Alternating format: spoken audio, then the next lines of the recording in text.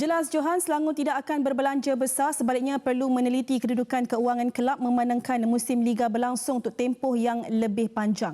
Ketika ini pihak pengurusan sedang dalam usaha untuk menilai prestasi keseluruhan pemain musim 2023 sebelum menawarkan kontrak baru. Beliau dalam perkembangan sama turut sahkan Stadium Majlis Bandaraya Petaling Jaya kekal sebagai venue utama Selangor untuk saingan musim 2024-2025 dan akan dinaik taraf menerusi kerjasama dengan pihak Majlis Bandaraya Petaling Jaya.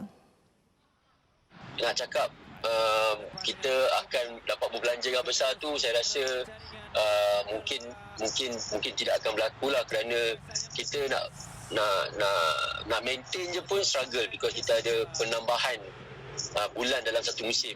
Bajet semakin besar, tapi kita tak boleh senang-senang tambah player sebab sekarang ni 16 bulan punya gaji, 17 bulan punya gaji. So that's where the biggest challenge lies lah for Selangor.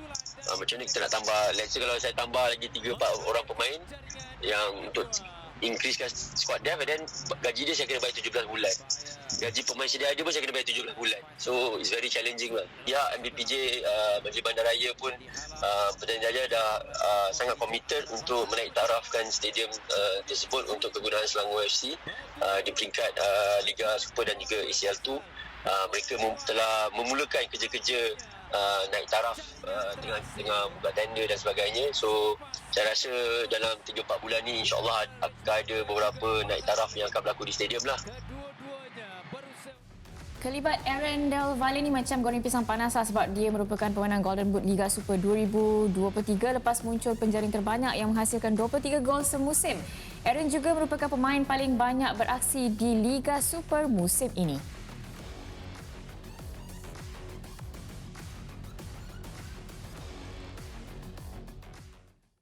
Okey, dan menyentuh perancangan dan perjalanan Selangor FC bagi musim depan, Asmawi Bakiri bersama dengan kita, Li. Hai Abang Mawi, boleh dengar ke? Okey, dengar Li. Alright. Sebagai permulaan Abang Mawi, mungkin boleh jelaskan keperluan untuk sesebuah pasukan itu melakukan pelaburan besar apabila bersaing di pentas lebih tinggi? Okey, kalau kita nak mengatakan keperluan dan cara bagaimana satu pasukan untuk mengatur dalam peringkat tinggi itu, saya rasa perlu Lily dan Su. Kerana kita dapat lihat bahawa perbelanjaan kos untuk perancangan dalam pasukan perlu dibuat dengan teliti dan baik. Kerana kalau kita lihat selalunya pelaburan-pelaburan ini nak melibatkan perlawanan-perlawanan di pentas Asia yang tertinggi. Lain daripada mengambil patut kira perbelanjaan kos pelaburan di dalam liga itu sendiri, tapi untuk kos membawa kepada peringkat atas yang berlaku untuk pasukan Selangor ni ke SEL nanti, SEL 2 nanti, perlukan sedikit kos perbelanjaan pelaburan ke atas pemain-pemain yang mungkin berkualiti, mungkin standard diambil kira untuk mengimbangi kedudukan pemain itu beraksi di peringkat Asia. Saya rasa itu yang perlu mereka lakukan. Okey, jadi Mawi, nampaknya Selangor perlu berbelanja untuk mendapatkan mungkin import-import baru yang berkualiti mungkin, Mawi? Kalau jangkaan saya, mungkin itu yang akan berlaku dalam pasukan Selangor sendirilah. Saya rasa kalau nak lihatkan, mungkin nak bersaing dalam liga dengan kos ataupun kualiti pemain sekarang ni, ketika ini ya mereka mampu bersaing dan mencari target kedudukan untuk bersaing dengan pasukan JDT. Of course, dan mengejar kejuaraan ke semua liga ke semua pertandingan yang mereka hadapi. Of course, liga, Piala FA, Piala Malaysia, itu yang mereka perlu kejarkan untuk mengimbangi balik kedudukan pasukan. Tetapi pada masa yang sama, kita dapat lihat sebenarnya mereka punya target itu perlu jelas sebenarnya untuk melihat di mana target mereka selepas ini setelah masuk dalam ke SEL tu. Okay, dalam kos kalau diambil kira, of course perlukan pemain yang berkualiti di peringkat atas Asia tu, perlu berada dalam pasukan Selangor dan membuat sedikit pelaburan sekali lagi.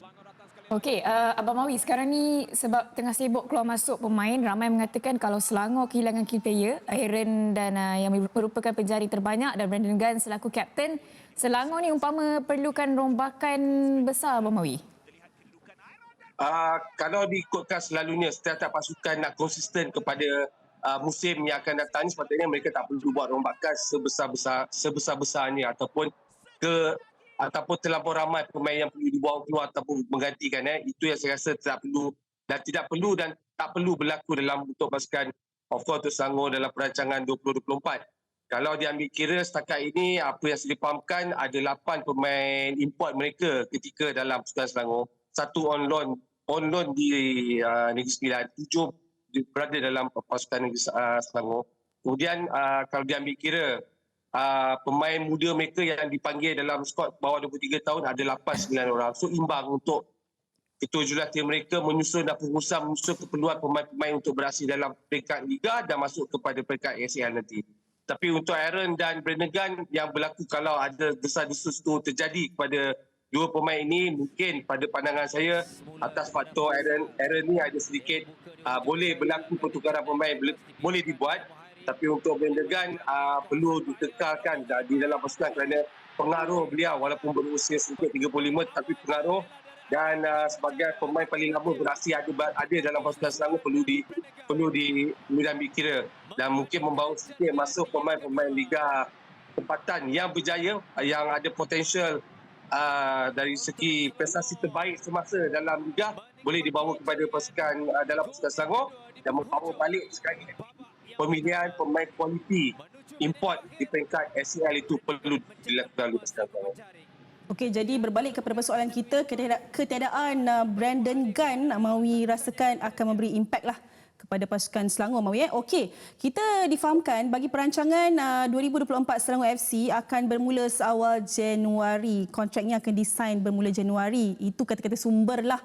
Apakah Selangor ni bagi Mawi memang kena cepat dapatkan skuad yang solid dalam baki seminggu dua nak masuk 2024 ni? Ya, perlu saya rasa mereka perlu cepat, perlu pantas, dia mungkin dalam keadaan menyelesaikan keseluruhan semua pemain 2023 ini di mana keperluan daripada ketua jurulatih mereka sendiri itu yang mereka perlu bincangkan dan pihak pengurusan. Di mana sebenarnya apa hala tuju dan target mereka terlebih dahulu itu yang perlu jelas, mereka perlu perjelaskan mana arah tuju mereka kemudian menyusun balik dalam pasukan. Kalau saya rasa mungkin of course tempoh 1, 2, 3 minggu akhir ini akan berlaku penamaan pemain baru, mencari pemain-pemain berkualiti, sambung kontrak atau selesaikan kontrak-kontrak pemain-pemain yang sedia ada. Itu yang pasti berlaku. Dan sebenarnya lebih awal lebih bagus kerana itu yang sering kelemahan sedikit pada semua pasukan-pasukan yang cuba menyusun pemain-pemain ketika ini atau sebelum rekod akan menjadi kelang kabut sedikit. Tapi untuk Selangor, ya mereka pada saya mereka dah perlu dah ada dari segi penyusunan pemain-pemain yang akan dibawa masuk, pemain-pemain yang mungkin tidak disambung, pemain-pemain yang akan panggil balik dalam pasukan, whatever. Tapi untuk tempoh ini adalah amat sesuai untuk mereka menyelesaikan perkara-perkara berkait itu. Alright. Okey, Abang Mawi, kita nak menyentuh juga sedikit mengenai Coach Tan Cheng Ho yang mendapat pujian atas kepimpinan dia bersama pasukan Selangor. Juga difahamkan jika Ramon Marcote tidak bersama dengan Selangor untuk musim hadapan, adakah ini akan memberikan impak ketika perjuangan di pentas Asia yang sepatutnya dah di depan dah sekarang ni, Abang Mawi? Ya betul. Sedikit impak kalau Ramon tidak sambung ataupun keluar daripada kamp Selangor. Yes, mungkin ada impak sedikit ke atas persahabatan ataupun perancangan Tan Cheng Ho bersama Ramon sebab mereka dah lama sama.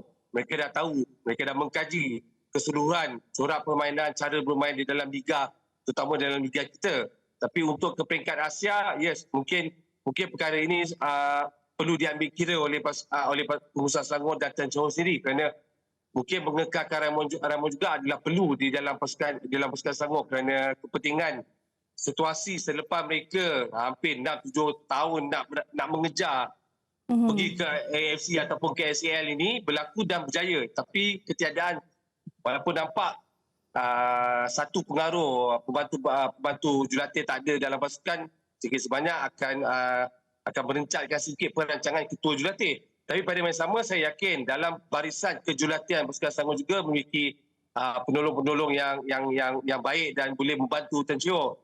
Kita pun kena pasti Nizam Jamil juga berada di situ untuk boleh memberikan bantu dan ada 2-3 orang coach-coach muda dan pengalaman yang boleh membantu. Cuma perancangan sedikit antara Tan Cheng Ho dengan Ramon tu ada sedikit gangguan dari segi persiapan, tapi mungkin ada pertolongan luar yang boleh Ramon lakukan. Itu yang perlu mereka selesaikan. Tetapi kesan sekali lagi kepada pasukan Selangor bukan isu itu, tapi isu pasukan sendiri. di mana menyusul pemain-pemain yang utama, pemain-pemain key player, pemain-pemain keperluan di dalam pasukan Selangor untuk beraksi di SEL dan membantu dalam liga. Itu yang lebih penting.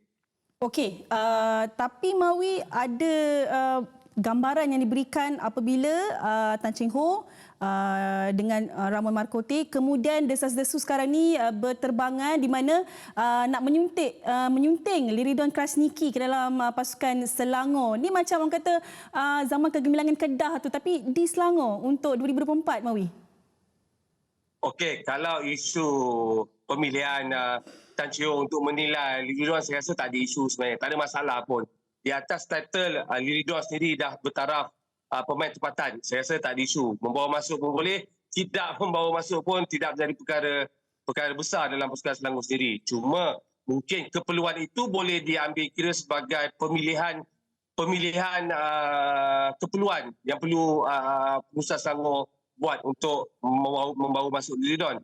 Kalau nak kaitkan ketika Liridon memuncak di Kedah pada awalnya, saya rasa cukup berbeza kerana dulu dengan sekarang punya corak permainan, of course dah melalui 5-6 musim ini berlainan corak Liridon sendiri. Cuma Liridon mungkin sedikit bermasalah untuk mencari tempat di dalam kesebelasan utama, mengekalkan prestasi di dalam pasukan utama ataupun kesebelasan utama, itu masalah Liridon. Tapi dalam corak permainan tak ada masalah untuk dibawa kepada Kelas Selangor, mungkin lebih kepada keperluan pemilihan yang lebih boleh berlaku dalam Kelas Selangor di kawasan posisi di bahagian tengah.